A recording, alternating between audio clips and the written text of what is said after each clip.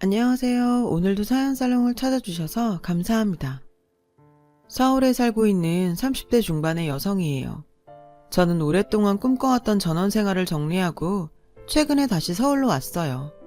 살아보니 생각과는 좀 다르더라고요. 그곳에서 겪었던 황당한 일들을 얘기해보려고 이렇게 사연을 보내게 되었어요. 저는 미대를 졸업하고 회사에서 그래픽 디자이너로 일했어요. 벌이는 꽤 좋은 편이었죠. 본가에서 독립해 살며 어마어마한 강남 원룸 월세를 내고도 저축까지 하고 살았을 정도니까요. 그 무렵 친구 소개로 남자를 만났어요. 건축사무소에 다니는 건축사였죠. 우리는 첫 만남부터 잘 통했어요. 성격도 잘 맞았고 가치관이나 미래에 대한 계획도 비슷했거든요. 특히 신기했던 건 그 사람도 저처럼 전원 생활에 대한 로망이 있더란 거였죠. 우리는 6개월간의 짧은 연애를 끝으로 결혼했어요. 그리고 3년 정도 서울에서 신혼생활을 이어갔죠. 하지만 일이 바빠지자 우리 부부는 점점 지쳐갔어요. 결혼 후 이상하게 대형 프로젝트가 많이 들어왔거든요. 물론 그 덕에 돈은 좀 모을 수 있었죠. 커리어적인 측면에서 봤을 때 많은 도움이 됐던 것도 사실이고요. 하지만 일상생활에 대한 불만은 점점 커져갔어요. 저희 둘 다 돈은 있어도 쓸 시간이 없을 정도였거든요. 그러던 차에 시골집 시공을 맡은 남편 동료한테 연락이 온 거예요. 공사를 맡은 집 근처에서 괜찮은 빈집을 발견했다더라고요. 남편과 저는 동료가 보내준 빈집 사진을 보자마자 홀딱 반했어요. 저희가 꿈꾸던 집이었거든요. 우리 부부는 그 주 주말에 그 동네를 찾아갔어요. 서울에서 차로 2시간이 넘게 걸리는 곳이었죠. 시골이라고 해도 완전 깡촌은 아니었어요.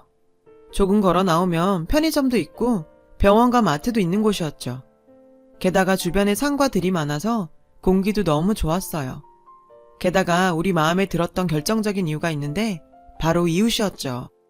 그곳에는 저희 말고도 시골 생활을 즐기려는 젊은 부부가 좀 있었어요. 대개는 예술을 하는 사람들이었죠. 비슷한 취향을 가진 사람들과 어울려 살 수 있다니 얼마나 멋져요. 그래서 우리 부부는 오랜 꿈을 실현하기로 했어요. 그리고는 각자 회사에는 퇴직 신청을 했죠. 그렇다고 저희가 아무 준비도 없이 무작정 일을 관둔 건 아니에요. 우리 부부는 직종 특성상 프리랜서로 활동해도 돈벌이가 됐거든요. 직장 생활 때보다는 덜 안정적이지만요. 그렇게 저희는 서울 생활을 정리하고 시골로 내려왔어요. 저희는 시골에 있던 그 빈집을 정말 싼 가격에 살 수 있었어요. 거의 버려진 폐가나 다름없었거든요. 저와 남편은 그 집에 셀프 리모델링을 했어요. 사실 손볼 게 많아 새로 짓는 거나 마찬가지였죠. 서울에서 알고 지내던 건축 종사자분들도 많이 도와주러 오셔서 한두 달 정도 지나자 집은 금세 괜찮은 가정집으로 탈바꿈했어요. 누가 봐도 저 집 참 예쁘다. 저기 사는 사람은 행복하겠다. 하는 생각이 드는 집이 되었죠. 리모델링 공사가 끝나자 저희는 조금씩 동네 사람들과도 어울리게 되었어요. 인터넷에서 종종 그런 얘기를 들은 적이 있어요. 시골 사람들 텃세 때문에 외지인들은 오래 버티지 못한다고요. 그런데 막상 이곳에 와보니 괜한 걱정일 뿐이더라고요. 오히려 서울에서 느끼지 못했던 정과 친절을 느낄 수 있었어요. 대가를 바라지 않는 순수한 배려였죠. 마을 사람들은 저희 부부에게 참 잘해주셨어요. 농사 지은 것이 있으면 배추며 감자며 많이 가져다 주시기도 했고요. 저희 부부도 음식을 하면 마을 분들께 나눠드리고 서울에 다녀오면 빵이나 케이크도 사서 선물로 돌렸어요. 마을에 살고 있는 젊은 부부들과도 잘 어울렸어요. 대부분 저희 또래였거든요. 20분 정도 거리에 분위기 좋은 술집이 있어서 마을 사람들은 밤마다 거기서 커피와 맥주도 마시며 수다를 떨었죠. 이곳에 오고 나서 저희 부부의 금슬도 자연스레 좋아졌어요. 우리가 원하던 집에 좋은 이웃들까지 정말 아무 문제 없이 우리 부부가 소망했던 대로 살 수 있을 줄 알았어요. 그 사건이 일어나기 전까지는요. 사건은 평화롭던 마을에 한 여자가 들어오면서 시작됐어요. 문제의 여자는 혼자 살면서 동네에서 가장 큰 집으로 이사를 왔어요. 사람이 이사 온 게 왜 사건이냐고요? 그 여자 겉모습이 좀 그랬거든요. 나이는 저보다 좀 많은 것 같았어요. 30대 후반에서 40대 초반? 딱 봤을 때 나가요 아가씨 느낌이었어요. 서울에야 그런 사람들을 보기 쉽지만 시골은 아니잖아요. 게다가 시골에 살 사람 옷차림이 아니었어요. 화려하고 타이트한 원피스에 항상 하이힐만 신고 다녔거든요. 키가 작은 키도 아닌데 말이죠. 딱 봐도 170 중반은 되는 것 같았어요. 그 여자의 등장에 우리 마을에 사는 젊은 부부들 사이에서 많은 얘기가 오고 갔어요. 도대체 그 여자 직업이 뭐냐? 왜 여자 혼자 시골에 내려와 사는 거냐? 확실한 건 그 여자가 자신을 불쌍한 과부라고 소개했다는 것 뿐이었어요. 그 즈음에 저희 마을 이장님이 새로운 사업을 계획 중이셨어요. 마을 회관이 좀 컸는데 안 쓰는 날이 더 많았거든요. 마을에 젊은 사람들도 많이 살고 하니 이장님께서 그 공간에 뭐라도 해보자고 하신 거예요. 그래서 마을 사람들이 나서서 그 회관을 어떻게 이용할지 의견을 냈어요. 미술교실이나 요가, 노래교실 등이 추천됐죠. 금액은 거의 무료나 다름없게 품앗이로 해보자고요. 서울에서는 문화 혜택을 많이 받지만 여기 시골에서는 영화 보러 가는 것도 일이거든요. 그래서 이런 공간이 생긴다고 하자 마을 사람들 모두가 자기 일처럼 기뻐했어요. 그래서 그 일을 책임질 사람이 필요했죠. 저는 누가 돼도 상관없다고 생각했어요. 다들 믿을 만한 사람들이었으니까요. 그런데 이장님이 새로운 그 여자를 데리고 오더니 이러시는 거예요. 이분이 이번 마을 문화 사업을 책임져 주실 겁니다. 마을 사업에 참여하기로 한 젊은 층들은 어이없어 했어요. 저희는 그 여자에 대해 전혀 아는 게 없었으니까요. 그 여자는 자신을 준이라고 소개했어요. 명함도 나누어 주었는데 핑크색 장미꽃 그림과 준이라고만 적혀 있었죠. 자기는 시도 쓰고 소설도 쓰고 무용도 한다고 소개했어요. 뭔가 좀 쎄하더군요.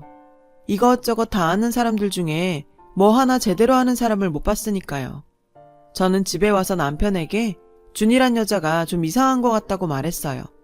그랬더니 남편은 뭐가 이상하냐고 되묻더라고요. 저는 다음날 마을에 사는 젊은 여자들과 마을 사업 책임자가 된 준이에 대해 얘기했어요. 다들 저와 생각이 비슷했어요. 그 여자가 수상하다는 반응이었죠. 직업이나 나이, 이름도 몰랐으니까요. 그런데 이상하게도 남자들은 한결같이 대수롭지 않다는 반응이었어요.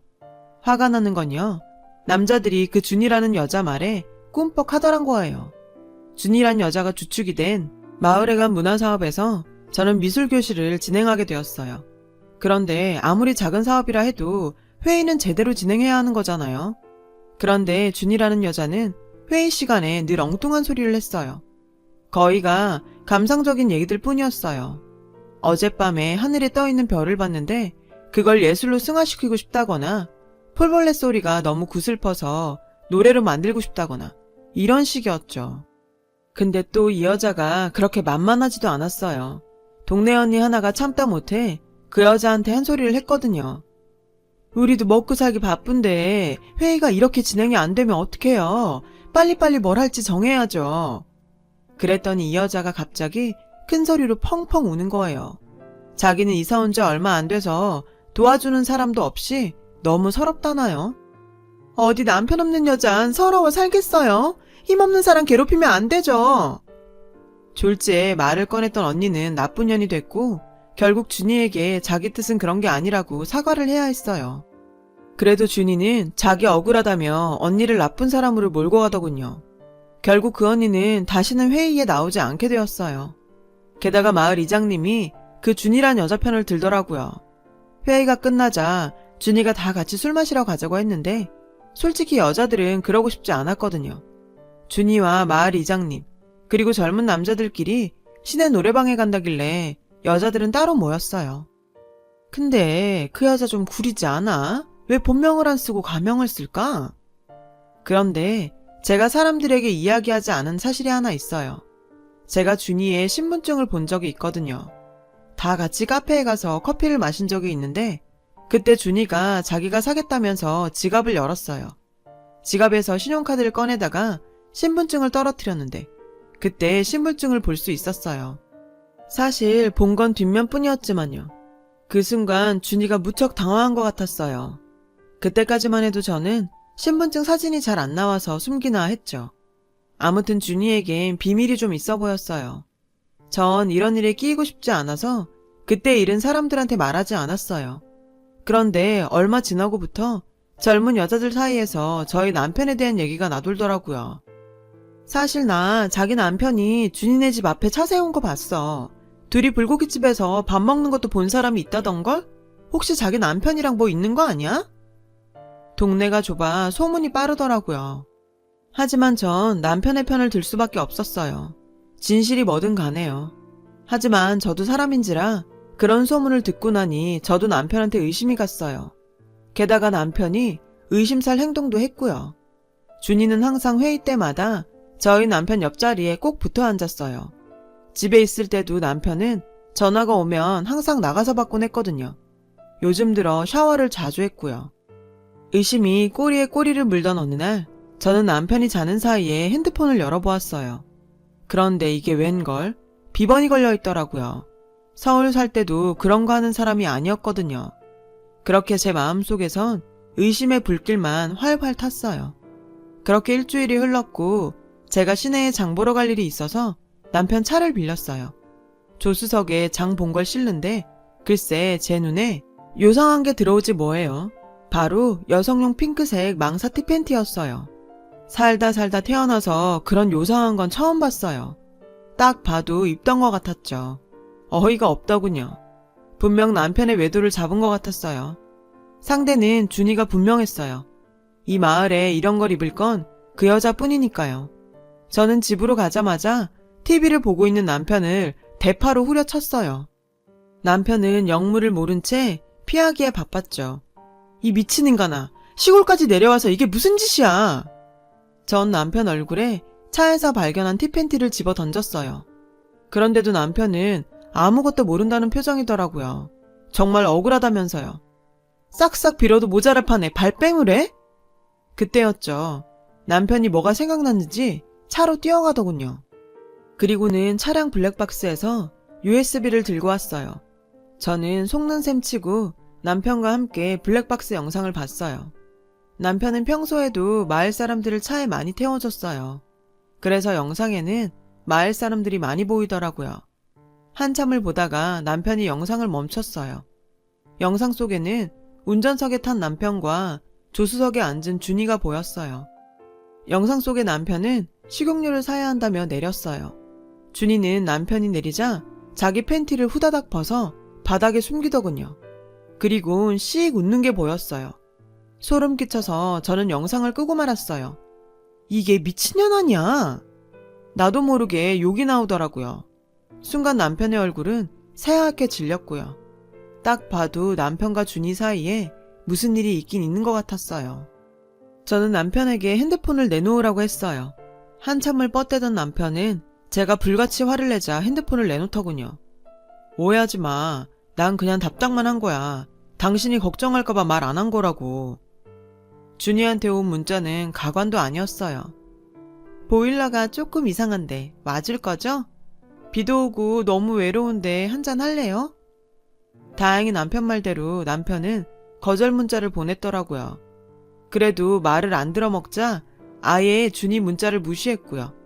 그런데도 준이는 아랑곳 않고 문자를 보냈어요. 날이 참 좋아요. 가슴이 말랑말랑 살랑살랑해져요. 전 참 외로운 과부예요.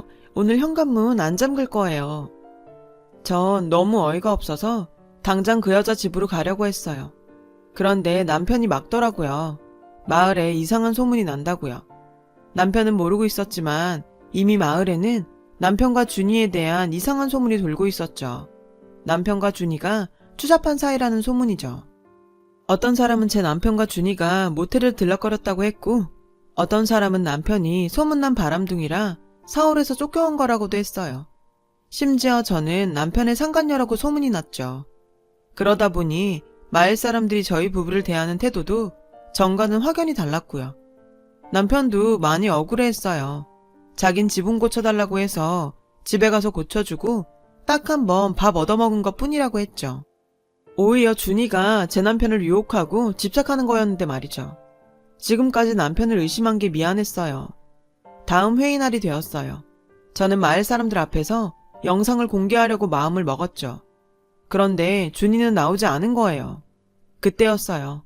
이장님이 씩씩대며 오더니 다짜고짜 제 남편의 멱살을 잡더니 소리치지 뭐예요. 우리 준이한테 뭔 짓을 한 거야? 내 놈이 어떤 수작질을 부렸길래 준이가 내 연락을 안 받는 거야? 내가 늙었다고 그러는 거야? 이혼남인 이장님은 준이를 좋아했던 모양이었어요.